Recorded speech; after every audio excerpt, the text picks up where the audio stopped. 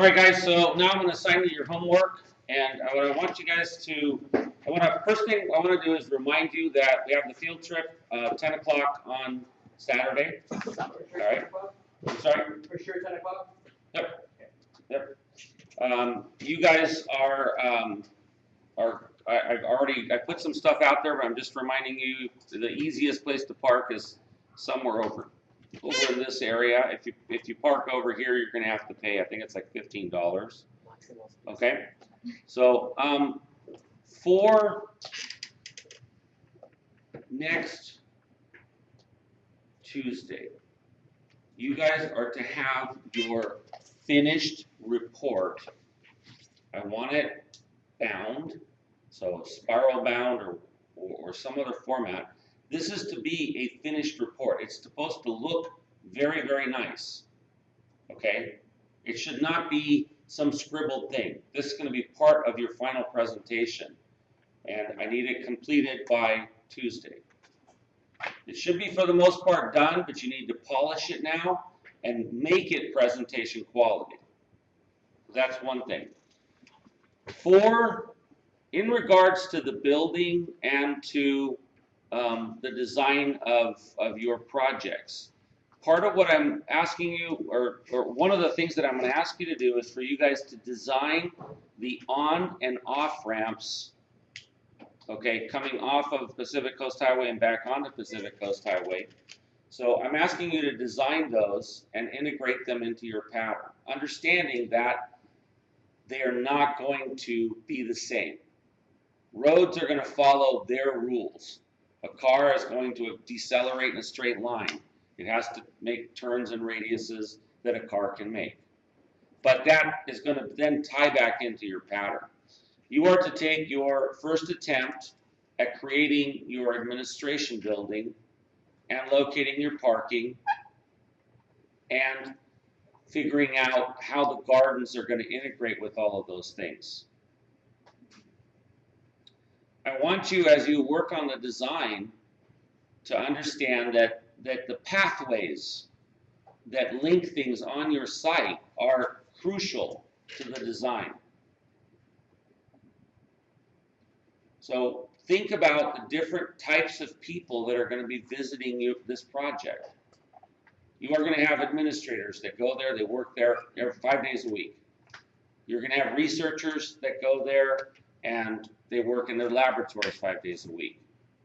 You might have visiting scholars or people that are coming there to do research at the library. You might have kids that are coming from high schools and elementary schools to come and visit the gardens and to maybe see a presentation in the theater. So all of those people, right, are going to probably need different paths. Do you want to take everybody through the parking structure? That doesn't make sense, does it? You've got to figure out how to get the people that need to go to the parking structure to the parking structure, right? And the people that are not going there to the other area where you can park buses and visitors' cars. I want you guys to turn your program pieces into a three-dimensional building object that's got a hollow central core. That central core, right, that I originally, the central core you guys have been working with for 3 weeks now is hollow, okay? But I need you guys now to, considering all of the images that I showed you, which I will put up onto Canvas for you if you want. I want you guys to start to design that administration building as a massing. And when I say massing, I make sure you understand that I mean that it's got some level of distinction, all right? So in my mind, something like this is a massing. This is not a detailed building, okay? So there should be some level of interaction when you look at how the pieces fit together, right? It shouldn't just look like a big arcing circle. You should be giving thought to what elements are going to go to the center of the circle and how you are going to use the things that you've learned over the course of 2 previous semesters here, collision, subtraction, superimposition, to your advantage in the design of this object. All right, I'm going to stop this and see if there's any questions. So there was a question raised as to the design of the pathways.